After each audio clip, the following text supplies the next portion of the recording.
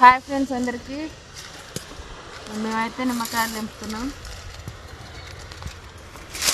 మా ఆయన తెంపుతుండు, నేనేమో ఏరుతున్నా. మా పాప ఏమో నిలబడి చూస్తుంది. ఎవరు మంచిగా ఏరుతురా ఏరుతలే అని మేస్త్రితనం కట్టుకొని నిలబడ్డా ఈడ.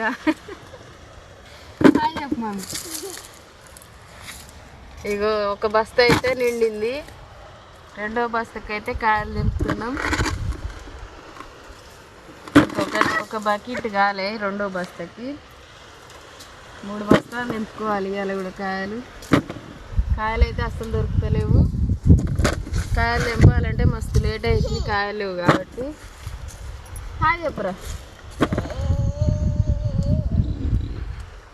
మా ఆయన అయితే మస్తు కష్టపడి తెంపుతుండు కాయలు.